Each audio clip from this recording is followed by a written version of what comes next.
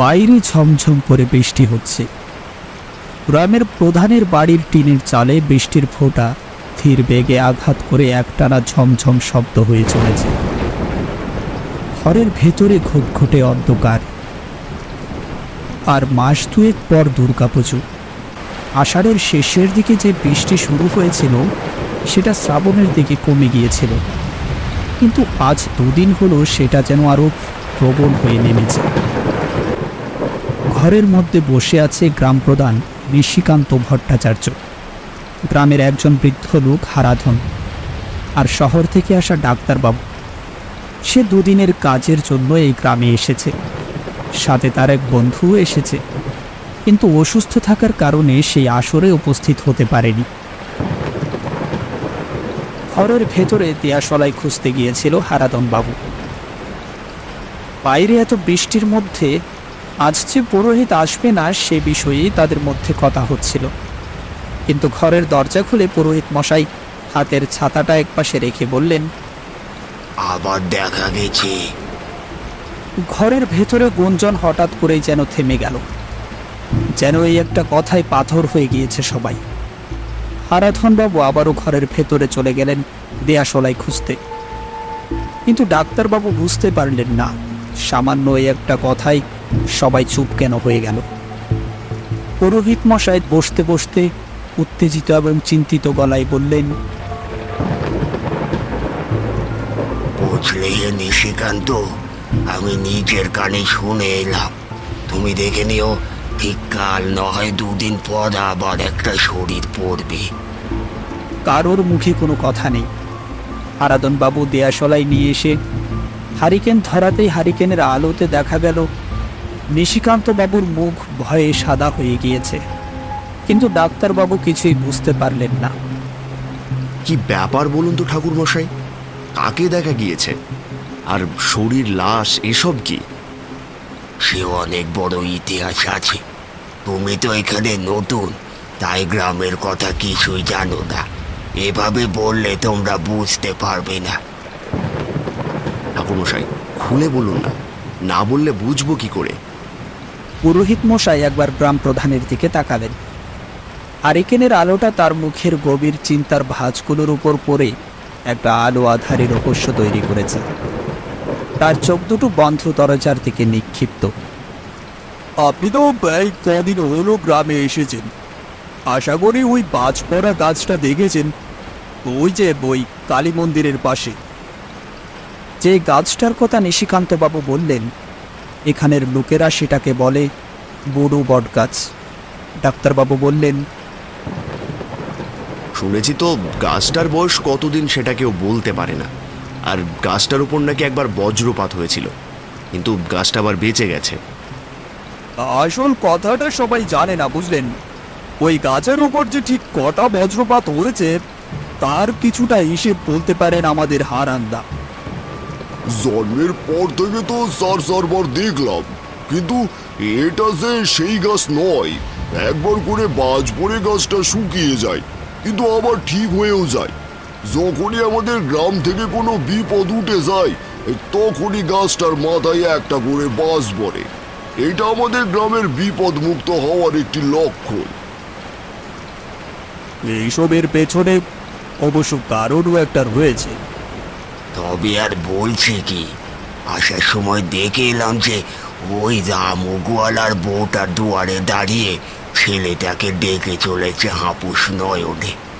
এখনো কিছু বোঝা যাচ্ছে না, তবে তবে আবার মনে হয় সেই নিয়ে গেছে ছেলেটাকে। নিজের চোখে দেখেছো তুমি? গোয়ালার বউকে দেখে তো মনে হলো আধারের দিকে তাকিয়ে কাঁদছে। আমায় দেখে বলল ছেলেটা নাকি এতক্ষণ বাড়ির বাইরেই দাঁড়িয়েছিল, তাকে হঠাৎ করে আর দেখতে পাচ্ছে না। বলছি, কিসের কথা বলছেন গো আপনারা? কাকে দেখা গেছে? এই গ্রামের মাথায় একটা অভিশাপ রয়েছে, বুঝলেন ডাক্তারবাবু। অভিশাপ? কিসের অভিশাপ? কিসের অভিশাপ তা তো জানি না। প্রায় প্রতি 22 বছর পর পর গ্রামের এই শ্রাবণ মাসে এক অদ্ভুত অশরীরীর উপস্থিতি লক্ষ্য করা যায়, আর তাকে দেখা গেলেই গ্রাম থেকে একজন একজন করে নিখোঁজ হতে থাকে। বলেন কি, এমন আবার হয় নাকি? এ যুগে দাঁড়িয়েও এসব আবার সম্ভব নাকি? সবই সম্ভব, এই গ্রামে সবাই এই কথা জানে ডাক্তারবাবু। ব্যাপারটা ঠিক বিশ্বাস না হলেও শুনতে বেশ কৌতূহল হচ্ছে। আপনারা ব্যাপারটা একটু খুলে বলুন না। আজ থেকে প্রায় 22-23 বছর আগের কথা। তখন আমার বয়স কম। গ্রামের সবার মুখে শুনতাম এই কথা, কিন্তু কখনো বিশ্বাস করতাম না। তখনও শ্রাবণ মাস, তার মধ্যে শোনা গেল গ্রামের একজন লোক নিখোঁজ হয়েছে। এর 2 দিন পর জঙ্গলের পাশ থেকে সেই লোকটির মরদেহ পাওয়া গেছে। তাই প্রতি শ্রাবণ মাসে গ্রামের মানুষ কতটা ভয়ে নিজেদের ঘরে সিটিয়ে থাকতো সে তো বুঝতেই পারছেন। আমার এক বন্ধু ছিল, তার নাম মোহন। মোহন পাঠশালা থেকে শুরু করে যেখানে যেখানে আমি যেতাম সব জায়গায় আমার সাথে সাথেই থাকতো। সে এই গ্রাম ছেড়ে কোথায় চলে গিয়েছে? শুধু গ্রাম ছেড়ে নয়, গোটা দুনিয়া ছেড়ে চলে গিয়েছে। টানা 2 দিন বৃষ্টির জন্য আমরা কেউই বাড়ি থেকে বেরোতে পারিনি। 3 দিনের দিন ঝড় বিকেলের দিকে একটু কমে আসায় আমি রামের বাড়ির উদ্দেশ্যে বেরোলাম। দুজনে মিলে সেই ইলশে করে বৃষ্টির মধ্যে গ্রামের পথ ধরে কিছুক্ষণ হাঁটলাম। গ্রামের কোনো এক বাড়ি থেকে কেউ শঙ্খ বাজাচ্ছে। আমরা যাচ্ছিলাম ঝিলের দিকে। সেখানে হালকা বৃষ্টির দানা পড়লে দেখতে বেশ সুন্দর লাগে। তাই আমরা দুজন সেখানে যাব বলে ঠিক করলাম। বৃষ্টি হালকা হালকা হলেও ঝড়ের বেগ যেন একটু একটু বেড়েই চলেছে। আমি আর মোহন হাঁটছি, হঠাৎ মোহন ডান দিকের জঙ্গলি এলাকাটার দিকে তাকিয়ে থেমে গেল।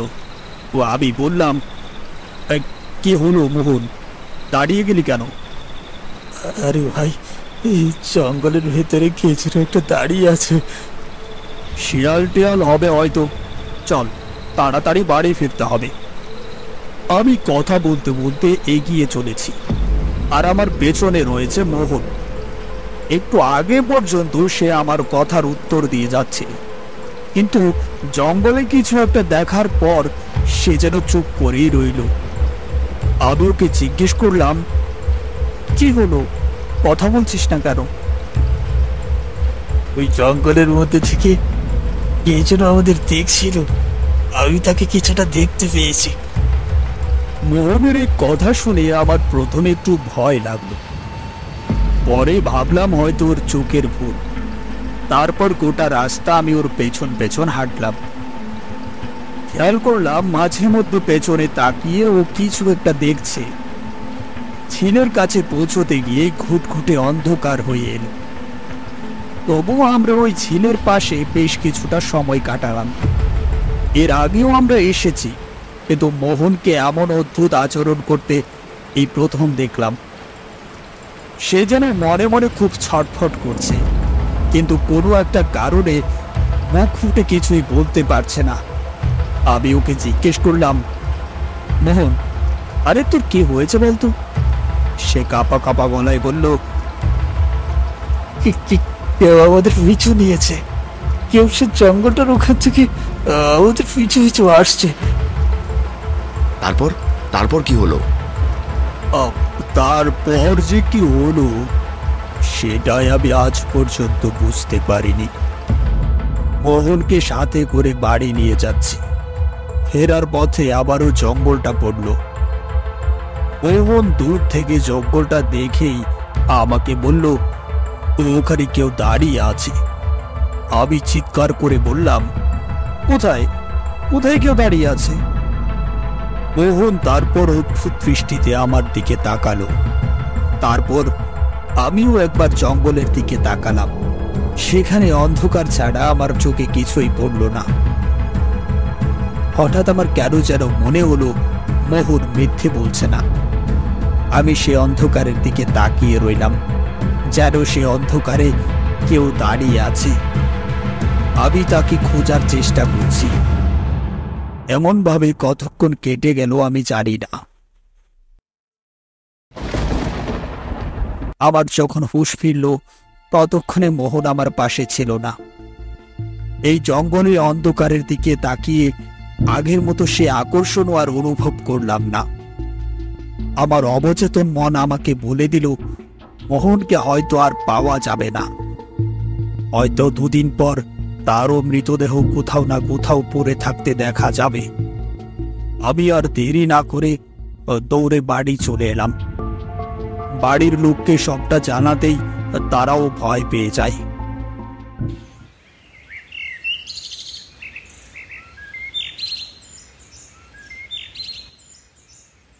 পরদিন সকালে সবার মুখে মুখে খবরটা ছড়িয়ে পড়ল। গ্রামের লোকজন দিনের বেলায় খুঁজতে বেরোলো। মোহনের মৃতদেহ পাওয়া গেল সেই জঙ্গলটার কাছে। কতটা বীভৎসভাবে তার মৃত্যু হয়েছে তা তার মৃতদেহ দেখেই বোঝা গিয়েছে। আমি একবার সে মৃতদেহ দেখে ভয়ে ছুটে ঘরে পালিয়ে এসেছিলাম। এ বড়ই ভয়ানক নিশির ডাক। যাকে ডেকে নিয়ে যাবে তাকে বাঁচানোর সাধ্য কারো নেই। শুনেছি নিশি নাকি রাতের বেলায় ডাকে। রাতের বেলায় দরজা খুলে না বেরোলেই তো হলো। আচ্ছা, এই নিশির ডাকটা ঠিক কতক্ষণ ধরে চলে, তারপর বন্ধ হয়ে যায় কিভাবে? ভালো কথা বলেছেন ডাক্তারবাবু। কমসে কম 1 সপ্তাহ ধরে তো থাকে, তারপর হঠাৎ সে আবার চলে যায়। কিভাবে বোঝেন যে সে চলে যায়? সে ভারী অদ্ভুত কথা। প্রতিবার যখন সেই অভিশাপ এই গ্রাম থেকে উঠে যায় তখন একটা সংকেত অলৌকিকভাবে গ্রামের সবার কাছে পৌঁছে যায়। তখনই আমরা বুঝতে পারি যে সে অপশক্তি চলে গিয়েছে। ডাক্তারবাবু যে এই গল্পগুলো বিশ্বাস করছেন তা কিন্তু নয়, কিন্তু এই বৃষ্টির রাতে আরও একটি গল্প শুনতে পারলে মন্দ কি? তাই ডাক্তারবাবু আবার জিজ্ঞেস করলেন, আচ্ছা, নিশিকান্ত বাবুর মতো আপনারা কেউ কেউ ডাকের সম্মুখীন হয়েছেন? আমি তো 2 বার হয়েছি। প্রথমবার ছোটবেলায়, সে আমার ঠিক মনে নেই, কিন্তু পরের বারের কথা আমি মৃত্যু অবধি মনে রাখবো। হারাধন বাবু, আপনিও কি সেই নিশিকে নিজের চোখে দেখেছিলেন? কথাটা বলতে গিয়ে সামান্য সময়ের জন্য তার গলাটা আটকে গেল। ডাক্তারবাবু কেমন যেন একটা অস্বস্তি বোধ করল। তাহলে ঘটনাগুলো কি আসলেই সত্যি? না, আমি আমার বউকে টেনে নিয়ে যেতে দেখছি। এখন ডাক্তারবাবু কেমন যেন হালকা ভয় পেতে শুরু করলো। ডাক্তারবাবু গল্পগুলো শুনতে শুরু করেছিল শুধুমাত্র কৌতূহলের বশে। আসলে সে বুঝতে পারেনি এই ঘটনার গুরুত্ব কতখানি। হারাধনবাবু বলতে শুরু করলেন, তখন আমার বয়স কম। আমার মা বাবা ছোটবেলাতেই মারা গিয়েছে। আমি বড় হয়েছিলাম এই দূর সম্পর্কের এক কাকার কাছে। সেই কাকা আমার সাথে আমার বাড়িতেই থাকতো। কাকা খুব তাড়াতাড়ি আমাকে বিয়ে দিয়ে দিয়েছিল। সে বলেছিল বিয়ে দিলেই নাকি আমার সংসারে মন বসবে। আসলে আমি ছিলাম একটু উড়নচণ্ডী প্রকৃতির। এক কাজ বেশি দিন করতে ভালো লাগে না। এখানে সেখানে ঘুরে বেড়াতাম, মাঝে মধ্যে বাড়িও ফিরতাম না।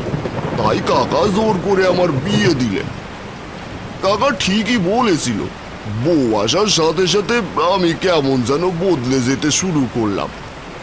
আমার সুন্দরভাবে দিনগুলো কাটছিল। এর মধ্যে হঠাৎ একদিন কাকা সাপের কামড়ে মারা গেল। তার কিছুদিন পরে চলে এলো শ্রাবণ মাস। বৃষ্টিতে ঘরবন্দি হয়ে আসি।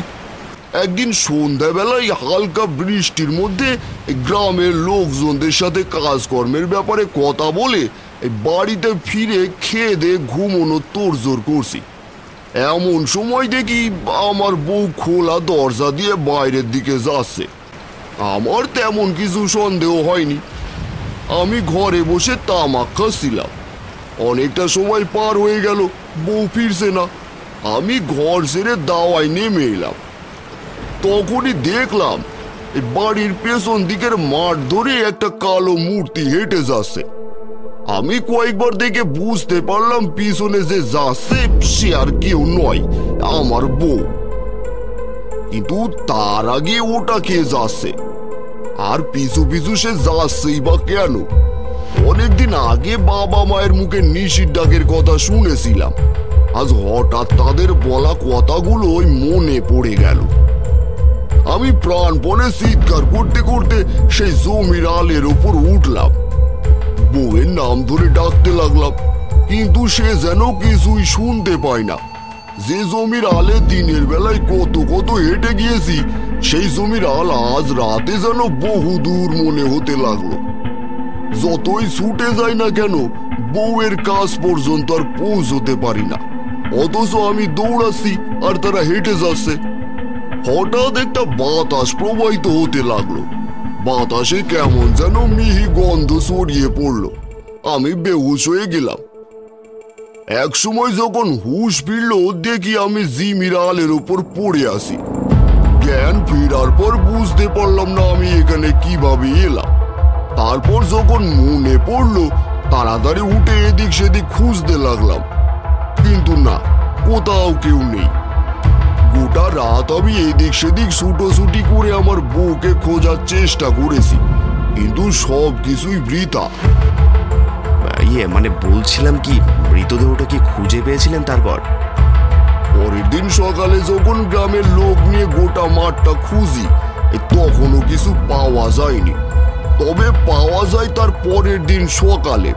দুটো চোখ বিস্ফারিত, মুখের পাশ দিয়ে রক্ত বেরিয়ে এসেছে। এই ঘটনার পর অনেকেই আমাকে বিয়ে করতে বলেছিল, কিন্তু আমি তার বাঁধন ছেড়ে নিজেকে আর অন্য কোথাও বাঁধতে পারিনি। দুটো গল্প শোনার পর ডাক্তারের মনেও সন্দেহ দানা বাঁধতে লাগলো। ব্যাপারগুলো যদি সত্যি হয়, তাহলে পুরোহিত যে বলল সে আবার এসেছে, তাহলে কি সেই নিশির কথাই বোঝাতে চেয়েছেন তিনি? ডাক্তারবাবু আর থাকতে না পেরে জিজ্ঞেস করলেন, আপনি যে হন্তদন্ত হয়ে বললেন তাকে আবার দেখা গিয়েছে, আপনি কি সেই নিশির কথাই বলছিলেন? পুরোহিত মশাই মুখে কিছু না বলে মাথা নাড়িয়ে সম্মতি দিল। একটু পর বলল, ডাক্তারবাবু, আমি জানি আপনি শহরের লোক, এসব বিশ্বাস করেন না, কিন্তু এসব বাস্তবেই ঘটে। আজ তো শুনলেন রামুগোয়ালা ছেলেকে খুঁজে পাওয়া যাচ্ছে না। দেখবেন ঠিক কাল কিংবা পরশু তাকে পাওয়া যাবে। গল্পের আসর প্রায় শেষ। বৃষ্টিও এখন পুরোপুরি থেমে গিয়েছে। গ্রাম প্রধান নিশিকান্ত বাবু সবাইকে বললেন তার বাড়িতেই আজকে সবাইকে থেকে যেতে, কিন্তু কেউই নিজের বাড়ি, বউ, ছেলে মেয়ে ছেড়ে থাকতে চাচ্ছে না। পথে হাঁটতে হাঁটতে হারাদন বললেন, এই কদিন আর বাড়ি থেকে বেরিও না তোমরা। আবার সেই সংকেতটা পেলে না হয় আড্ডা দেওয়া যাবে। দিনের আলো থাকতে থাকতে কাজ সেরে ঘরে চলে আসবে, কেমন? মরার নিশি যে কবে যাবে? এখন আর এসব বলার দরকার নেই, কাল সকালে আবার দেখা হবে। ঘটনাগুলো শুনে যা বোঝা গেল, কাউকে একা পেলেই সে আক্রমণ করে। আচ্ছা, আমি যদি গ্রাম থেকে যাওয়ার চেষ্টা করি, তাহলে কি সে আমাকে আক্রমণ করবে? তা তো ঠিক বলতে পারবো না, তবে এই সময় গ্রাম থেকে না যাওয়াই ভালো। এরই মধ্যে তারা এসে দাঁড়ালো গ্রামের স্কুল বাড়ির সামনে। ডাক্তারবাবু স্কুল বাড়িতেই থাকার জায়গা পেয়েছেন। হারাদনের বাড়িটা এখান থেকে কিছুটা দূরে। হারাদন তার বাড়ির দিকে এগিয়ে গেল। ভয় তার একদমই নেই। তার আর এখন হারাবাড়ি বা কি আছে? কিন্তু আজ পুরোহিত মশাই যে বলল তাকে আবার দেখা গিয়েছে, সেজন্যই তার পুরনো দিনের কথাগুলো মনে পড়ে গেল। কিভাবে সে তার বউকে হারিয়েছিল। এমন সময় সে উঠোনে কাউকে দেখতে পায়। আশ্চর্য, এমন সময় কে দাঁড়িয়ে থাকবে? কিন্তু অন্ধকারে কে দাঁড়িয়ে আছে তার অভয়ব দেখে বোঝা যায় না সে আসলে কে, নারী না পুরুষ। শুধুমাত্র এতটুকু বোঝা যাচ্ছে যে সেখানে কেউ একজন রয়েছে। হারাদন একবার গলা তুলে বলল, কে কে ওখানে? কে দাঁড়িয়ে? কোনো উত্তর এলো না। শুধু উঠোনে দাঁড়িয়ে থাকা অবয়বটা আস্তে আস্তে বাড়ির পেছনের দিকটাই যেতে লাগলো। হারাদন কিছুক্ষণ দাঁড়িয়ে থাকার পর সেই ছায়ামূর্তির পিছু নিল। একবারও তার নিশির কথা মনে পড়ল না। মনে পড়লে হয়তো হারাদন এই ছায়ার পিছনে আর আগে একবার হলেও ভাবত, কে এই ছায়ামূর্তি? এই কথা জানার প্রবল ইচ্ছে হারাদনের মন প্রাণ স্থির করে তুলেছে। সে কিসের যেন এক অপার্থিব মোহগ্রস্ত হয়ে ছায়ামূর্তির পিছু পিছু যেতে লাগলো। একসময় ছায়ামূর্তি আর হারাদনকে চাষের জমির উত্তর দিকে দেখা গেল। একসময় চাষের জমি শেষ হয়ে গেল। জঙ্গলের সামনে এসে ঝোপঝাড়ের মধ্যে ঢুকে গিয়েছে হারাদন। সে এতক্ষণে যেন সম্বিত ফিরে পেল। এতক্ষণে সে উপলব্ধি করতে পারল জমাট বাঁধা অন্ধকার জঙ্গলের সামনে সে দাঁড়িয়ে আছে। তারপর তার মনে পড়ল সে একটা ছায়ামূর্তিকে তার বাড়ির সামনে দাঁড়িয়ে থাকতে দেখেছিল, কিন্তু এখানে কিভাবে এলো সেই স্মৃতি তার মাথাতে নেই। বাড়ি ফেরার জন্য পেছনে চাইতেই তার বুকের ভেতরটা ধক করে উঠল। তার সামনে দাঁড়িয়ে আছে বিভৎস একটা কালো ছায়া। সে ছায়া এসে যেন তাকে এই জগৎ থেকে আলাদা করে ফেলেছে। দুটো লাল চোখ ভাটার মতো জ্বলছে। হারাদন বুঝতে পারল এই সেই অশরীরী। কিন্তু আর কিছু ভাবার আগেই হঠাৎ সে কালো জমাট বাঁধা অন্ধকার তার উপর আঁচড়ে পড়ল। মাটিতে পড়ার আগে হারাদনের বিস্ফারিত চোখে সবকিছু শুধুমাত্র চেয়ে রইল। পরদিন সকালে হারাদনের মরদেহ উদ্ধার করা হয়। গ্রামবাসীরা সকলে মিলে তার শেষকৃত্য সম্পন্ন করতে শ্মশানে নিয়ে যায়। নিশিকান্ত বাবু চিতায় আগুন দিলেন। আগুনের লেলিহান শিখা ধকধক করে জ্বলে উঠেছে। কালো ধোঁয়াগুলি কুণ্ডলি পাকিয়ে উড়ে যাচ্ছে আকাশের দিকে। নিশিকান্ত বাবুর চোখে জল টলমল করছে। তিনি এক দৃষ্টিতে তাকিয়ে রইলেন সেদিকে। হারাদনের মৃত্যুর মাধ্যমে এবারের মতো নিশির হাত থেকে বেঁচে যায় গ্রামবাসী।